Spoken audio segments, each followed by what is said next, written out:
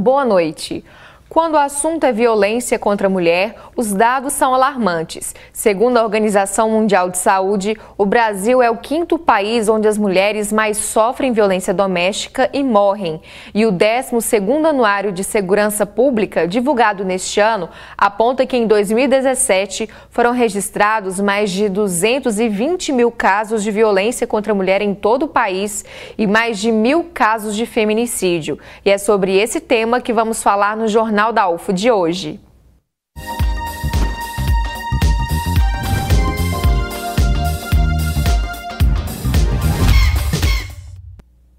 A ONG SOS Mulher e Família promoveu hoje no campus Santa Mônica da UFO um simpósio com o tema Rede de Enfrentamento à Violência de Gênero e Familiar, olhares e concepções sobre os atendimentos em Uberlândia. Veja na reportagem.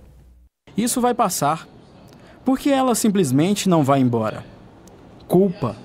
São essas frases e palavras que estão no dia a dia de mulheres que decidem velar a violência.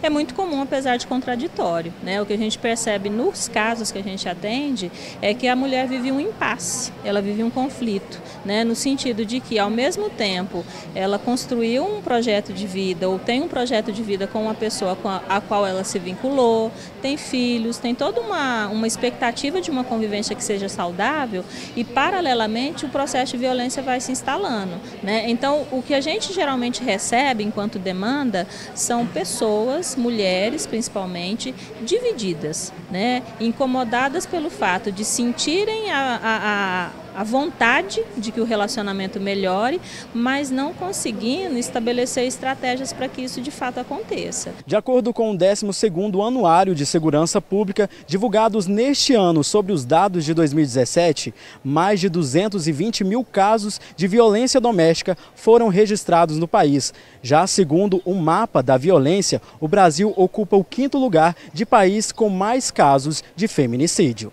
Para falar sobre a violência doméstica, a ONG SOS Mulher promoveu o 4º simpósio no campus Santa Mônica da Universidade Federal de Uberlândia. Um assunto que a cada dia está em alta e que não pode deixar de ser discutido. O 4º simpósio da Rede de Enfrentamento à Violência à Mulher, com diálogos, com trocas e concepções sobre os atendimentos, visa exatamente aperfeiçoar essa rede de enfrentamento, tanto com a Polícia Militar, na hora do 190 ser acionado, para que haja encorajamento e empoderamento dessa mulher, também a Delegacia de Mulheres, para evitar a revitimização, recontar a história a todo momento, porque isso é fator inibidor da busca de ajuda,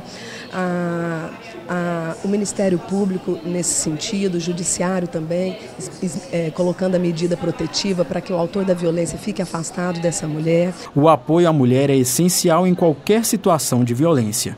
Em caso de denúncia, o telefone é 180. Ouvir cada relato pode ser um passo para combater o feminicídio. O SOS está aberto justamente para isso, para acolher essa demanda, conversar com essa mulher sobre essa situação que ela vivencia e encorajar essa mulher a buscar ajuda, falar dessa situação e tentar vivenciar uma realidade diferente dessa violência que normalmente elas enfrentam quando chega até a instituição. Para falar sobre o assunto, nós convidamos a Neiva Flávia de Oliveira, que é professora da Faculdade de Direito da UFO e também coordenadora do Escritório de Assessoria Jurídica Popular, ESAJUP. Boa noite, bem-vinda, professora. Boa noite, muito obrigada, é sempre um prazer estar aqui com vocês. E aqui ao meu lado também está a Tereza Cristina Martins, que é psicóloga. Boa noite. Boa noite, muito obrigada por estar aqui com vocês novamente.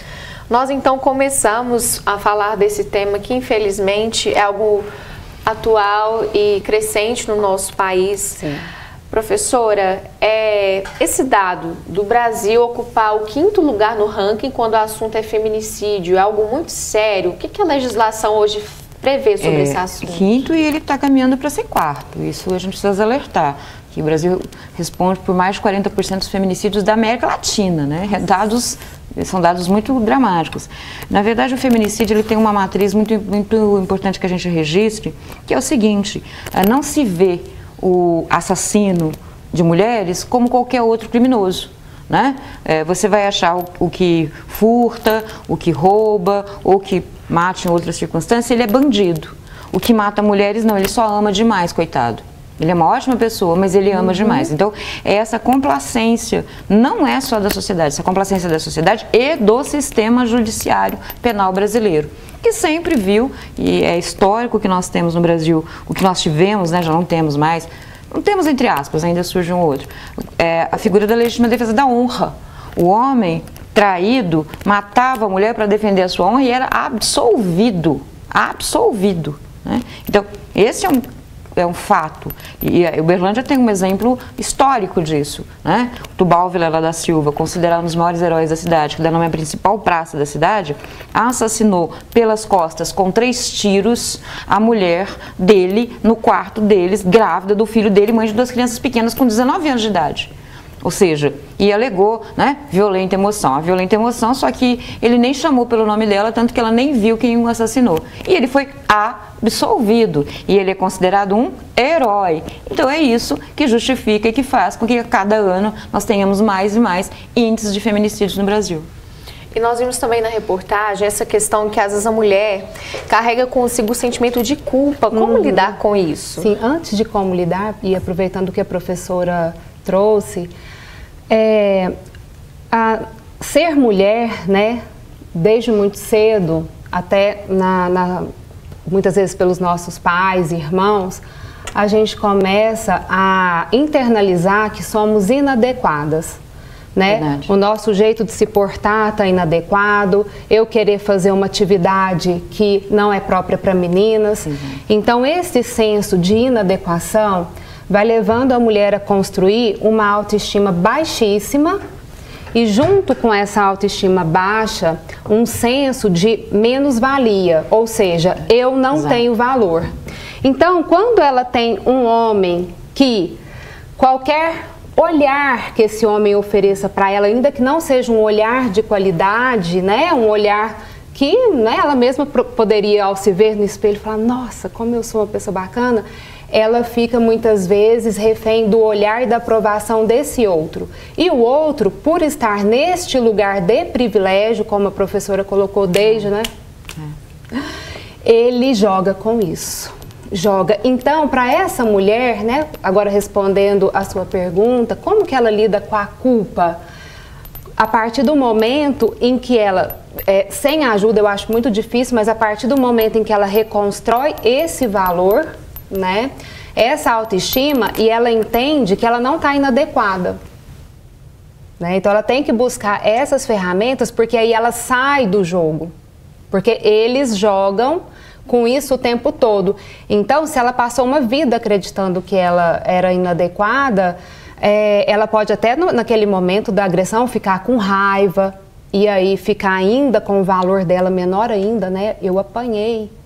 Mas depois vem aquela que a gente chama de migalha, né? Ou aquele presentinho, ela se engrandece de novo. Então, o sair dessa culpa e também aquele famoso reverter a situação. Nossa, mas eu te dei um murro porque você me enche muito o saco, você fala demais. Aí vem aquela coisa, eu sou errada. Efeito e reação, né? Eu sou errada. Então, o principal é isso, reconhecer quando, né, o par coloca que você é inadequada. Acender o sinal de alerta, né? Vale o alerta, né, nesse tipo de situação. E no caso, mulheres que se enquadram nesse tipo de situação, que às vezes tem medo de buscar ajuda. Hoje a Lei Maria da Penha já evoluiu bastante, já consegue proteger, dar conta mais de casos assim? Olha, ou ainda tem muito que difícil a gente melhorar? Dizer, olha, para ser sincera, é muito complexo a gente afirmar aqui, olha, a legislação, a lei, o sistema consegue proteger a mulher do feminicídio. Eu acho isso difícil. Por quê? Porque você tem, a medida protetiva é um papel, gente, medida protetiva é um papel, né? Tá, aí ela pode acionar a polícia, que pode ir até lá caso ele a ameace. Pode não dar tempo, mesmo que a polícia se empenhe e às vezes também a questão de número de pessoal para o trabalho, a gente também não é aqui nenhuma crítica à atuação profissional. Então, isso é um problema, né? Quer dizer, não é uma blindagem, não tem ali um campo de força mágico que protege essa mulher. Então é difícil, mas eu acho que em muitos casos, em inúmeros casos, funciona, porque intimida um pouco aquele homem, né? Então, aquele que tem, assim, digamos, pensa, olha, eu posso ser preso, ou isso traz para mim uma reprovação social. Eu vou te dizer uma coisa que eu acho que é muito mais eficiente do que exatamente isso. À medida em que empresas, por exemplo, nas universidades ou mídias, comecem a trabalhar e colocar como é errado, como não se aceita, como se reprime a violência contra a mulher, eu acho que isso impacta mais do que exatamente um papel de uma medida protetiva num processo, né? Então, a televisão dizendo isso, as empresas, o lugar onde o homem trabalha, dizendo isso, olha, a empresa não aceita, a empresa protege, a empresa inclusive dá direito à mulher a faltar para denunciar e tudo mais, você começa a criar um ambiente hostil à violência contra a mulher. Eu acho que isso, enquanto esse ambiente social hostil, é muito mais eficiente do que exclusivamente só a lei. A lei é fundamental, a lei é importantíssima, a medida protetiva é muito importante, a polícia em inúmeros casos chegou lá, prendeu e evitou a morte de mulheres, sim, mas eu acho que criar esse ambiente hostil, né, com a ação das empresas, empresas privadas, empresas públicas, as mídias, eu acho que vai ser mais rapidamente eficiente até do que a questão jurídica. Certo. E Tereza Cristina, o que fazer no caso quando a mulher acha que ele vai mudar, aquele famoso ele vai mudar, é só uma fase? O que fazer? Primeira coisa é a mulher desistir dessa ideia. Ele nunca vai mudar se ele não quiser. E vai ser por ele, não porque você está pedindo. E aí eu quero falar do complexo de salvadora e da heroína, né? Então, nós mulheres também somos ensinadas que nós podemos tudo, e podemos tudo nesse sentido da maternagem, do cuidado, e que o amor, né, ele pode sim, que nós temos que ser pacientes, e até muitas vezes discursos religiosos fundamentam isso, né? Ah, o amor é generoso, é bondoso, tudo suporta. Nenhuma crítica à passagem em si. Porém, a interpretação e a distorção para validar abusos, né? Então, a mulher sabe, é aquela que tem paciência e tal. Então, essa validação do abuso, ela precisa ser interrompida imediatamente. Por quê? Retomando um discurso da dignidade, né? Quem ama também, quem te ama de volta, né? A reciprocidade não fere a tua dignidade. Então, ensinar isso, a sua dignidade, ela é mais importante, inclusive, do que o outro. E quero dizer uma outra coisa. Olhem para os companheiros de vocês, namorados, etc e tal, né? Como adultos. Nós, mulheres, somos ensinadas a tratá-los como se eles fossem crianças, assim, né? Ai, eu tenho que ter muita paciência, eu tenho que ajudar, eu tenho que deixar a coisa pronta. Não, é um adulto, né? Ai, não amadureceu ainda. A mulher amadurece mais rápido, né? Então, são discursos legitimados socialmente. Isso, inclusive, às vezes, até pelas nossas avós e mães, porque foi o que elas aprenderam, né? No entanto, me alegra muito quando o meu sobrinho de 12 anos chega para mim e fala: tia, eu fiz um comentário e a minha coleguinha me chamou de machista. Eu falei: o que você disse para a coleguinha? Ele tinha um tonzinho, né? Aí eu falei: é isso mesmo, isso é equivocado. Por quê? Porque ele escuta no condomínio que, olha, uma menina que usa uma blusa cropped, né? Ela é profissional do sexo, inadequada. Eu disse que não, se você pode até não gostar da roupa. Falar: não gostei dessa roupa, acho feia, mas dizer que ela é isso ou aquilo outro. Então, essa educação de base, ela precisa ser reconstruída, porque o homem precisa, como ela disse, ele precisa entender que ele vai ser responsabilizado. Sim. Daqui a pouco, então, a gente continua a nossa conversa. Briga de marido e mulher, ninguém mete colher? Você já ouviu essa expressão? O que fazer em situação de conflito? Como ajudar? Saiba depois do intervalo.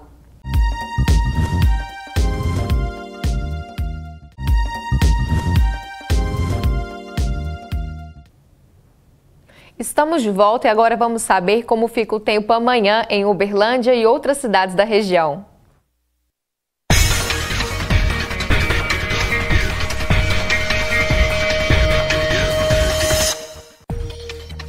Uberlândia com sábado parcialmente nublado. Pode chover na parte da tarde ou à noite. A mínima é 18 graus e a máxima 25. Em Patos de Minas, o dia vai ser de sol entre nuvens. Temperaturas variam entre 18 e 25 graus. Pode haver chuva em Monte Carmelo e o dia permanece nublado. A máxima fica 26 graus e a mínima 19. Em Tuiutaba, céu encoberto por nuvens e grande possibilidade de chuva. Temperaturas entre 20 e 27 graus. Em Abadia dos Dourados, o dia também permanece nublado e há 80% de chance de chuva. Mínima de 20 graus e máxima de 29. Professora Neiva Flávia, agora há pouco fiz a seguinte pergunta, que é o que a gente costuma ouvir por aí. Briga de marido e mulher, pode meter ou não a colher? Como que fica essa questão? Infelizmente, no último fim de semana, nós tivemos um caso muito triste de uma médica de Uberlândia assassinada pelo marido em Araguari. E como fazer em casos assim, de você presenciar talvez uma situação de conflito, você pode ajudar, pode intervir, a legislação também te resguarda se você vai ali ajudar, como que fica a situação? Olha, qualquer pessoa que presencia um crime pode denunciar, O 180 é utilizado por qualquer um. Então, se um marido, um homem está batendo, espancando uma mulher ou tem uma tentativa de assassinato, você não pode não, você tem que, esse é seu dever denunciar, Senão você passa a ser, inclusive, até cúmplice conivente daquele crime. Então, tem que denunciar. E é mais, às vezes você escuta a sua vizinha gritar, você fala, mas será? Não, é melhor você chamar, se não for, paciência. Você fez a sua parte, e aí até porque as pessoas, às vezes, quando a polícia chega, elas maqueiam um quadro. Mas pelo menos já sabem que as pessoas estão atentas. E isso em si já vai ajudar um pouco. Ou seja, é aquilo que eu te falei agora há pouco, meu vizinho não concorda. É aquilo que eu te disse, é um ambiente hostil à violência, É o vizinho não concorda, ninguém. Porque esse ditado diz, em briga de marido e mulher, ninguém mete a colher, ele quer dizer que um homem pode fazer o que quiser com uma mulher. Ou seja, ele é conivente com a violência, é um discurso que legitima a violência. Então, por isso que a gente diz, não é pode, não, tem que, deve, não é nem pode, Vamos usar a expressão tem que fazer isso. E à medida que isso for se ampliando, as pessoas evidentemente vão vendo que cada vez mais a sociedade reprime, a sociedade condena, a sociedade rechaça a violência contra a mulher. Esse vai ser um grande fator de redução. E um problema muito sério é porque a mulher nem sempre consegue sair da violência. Porque às vezes ela quer sair, ela quer sim, ela tem esse desejo, mas ela não tem fonte financeira. E aí ela precisa, é o marido quem mantém. Tá bom, a gente faz a medida protetiva, tira ele de casa, a gente entra com uma ação de alimentos para que ele pague. Só que nem sempre isso vai na agilidade que se pretende. Tem muitas que aceitam essa situação também devido aos filhos, para manter a aparência de um relacionamento por conta dos filhos. A aparência de relacionamento e o sustento dos filhos, Porque às vezes o homem agressor também, e já teve situações dessas, do homem pedir demissão do emprego para não pagar pensão, desaparecer para não pagar. Então, a violência, ela tem muitos níveis e muitos fatores. Num país como o Brasil, que a gente tem uma situação financeira, de média das pessoas que não é tão alta assim, isso é um fator importante, Então as mulheres têm que pensar que até antes de se casar ou mesmo durante o casamento, elas têm que ter emprego, elas têm que ter fonte de renda. Este é um fator que vai ajudá-las a, se acontecer uma situação de violência, ter condições financeiras para sair, porque isso pesa e pesa demais na decisão. Você tem uma mulher com 3, 4 filhos, ela não trabalha, quem sustenta os filhos e ela é o marido. Ela diz, eu denuncio, ele vai preso, ele perde o emprego e nós vamos comer o quê? Então esse é um fator que pesa e pesa muito. Então é importante que a mulher tenha autonomia financeira para que ela possa não ser vítima e às vezes se manter calada dessa violência. Certo. Tereza Cristina, em casos também que às vezes a mulher, ela se sente julgada pela sociedade ou até pela família, se ela de repente fala que sofre violência e um casamento possivelmente vai ser desfeito, nessa situação, às vezes nem toda a família compreende e fica até mesmo às vezes contra a mulher. Isso pode acontecer? Como lidar com esses tipos de emoções, sentimentos? Isso acontece, inclusive, infelizmente, com frequência. Muitas vezes, a mulher já é adulta, ela já casou, agora é problema desse marido, Essa autorização para fazer o que quer. Como a professora disse, essa rede de proteção legal, ela existe, que bom que ela existe, mas, no entanto, ela não funciona na agilidade necessária. Então, precisa de uma rede de proteção social, que acionar, sim, a família, porque não são todas as famílias que vão fazer essa recusa, mas a família não fez essa recusa, fez esse julgamento, ir tentando outras esferas. Os equipamentos sociais, né, as ONGs, de repente desabafar com uma amiga, com alguém que já passou por isso, tem vários equipamentos sociais que de repente pode dar esse suporte. E uma outra coisa interessante, que as ONGs também entenderam que precisam de abrigos, né? Muitas vezes a mulher fazia todo o processo e aí na hora do que eu vou comer, e agora, né? Ela até retirava a queixa, voltava para essa violência. Então, essa rede de proteção, ela é fundamental para que ela consiga. O que eu digo é, não desista de continuar tentando compartilhar isso com o maior número de pessoas que você conseguir, porque com certeza alguém vai dar a mão para você. Se você ainda não encontrou essa mão, é porque precisa continuar procurando, chegar, pedir mesmo, né? E quais são as possíveis sequelas, danos que também violência, seja ela uma violência física, um assédio, outros tipos de violência que, como a professora disse, são várias, podem também causar nessas mulheres e como buscar ajuda? Essas sequelas, elas são terríveis, né? Então, assim, a gente pode dizer dos transtornos do humor que são desenvolvidos, né? Uma depressão muito profunda, transtornos de ansiedade, a própria perda da dignidade. Então, pensa que é uma sequela pior do que a pessoa não se sentir digna nem de buscar essa ajuda, né? De não acreditar que ela vale alguma coisa, ou que ela vale a pena, ou que alguém não vai ter um olhar de compaixão para com ela. Então, essas sequelas, elas são terríveis. E como buscar ajuda, igual eu estou dizendo. Nem sempre, assim, a ajuda profissional, né, dos setores de psicologia, por exemplo, na cidade nós temos 3 grandes universidades que oferecem de forma gratuita, temos outros, né, que funcionam de forma privada, e as ONGs, os equipamentos sociais do seu bairro, e aí vale muitas vezes até, né, essas associações de ir realmente pedir esse suporte, esse apoio. Numa unidade de saúde, as assistentes sociais são muito preparadas para fazer ouvir essa mulher e acolher, né? Aqui na UF, inclusive, tem vários coletivos que também ajudam nesse sentido da defesa da mulher, né? A gente mesmo no Exajup, a gente trabalha... também. O Exajup tem o Todas por Ela, que é um projeto que trabalha mulheres vítimas de violência da comunidade externa. Interno também. Tem o Acolhidas, que é um projeto que atende mulheres da universidade que sejam vítimas de assédio.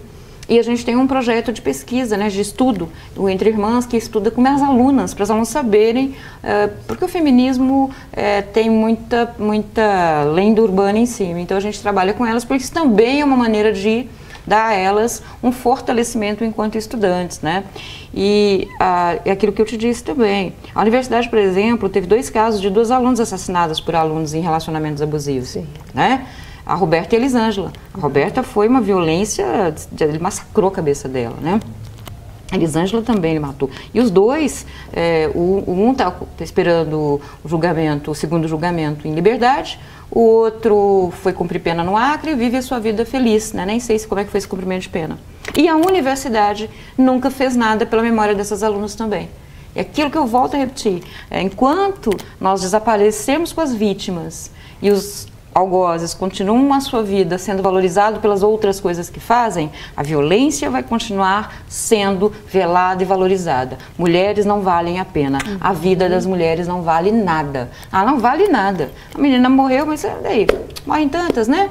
Quer dizer, então, se aqui no nosso espaço a universidade tivesse feito alguma coisa, essas meninas fossem lembradas, houvesse um memorial, houvesse uma coisa qualquer, talvez outras meninas que vivem relacionamentos abusivos fossem salvas. Mas ainda é tempo, né? Ainda é tempo, a gente também acha.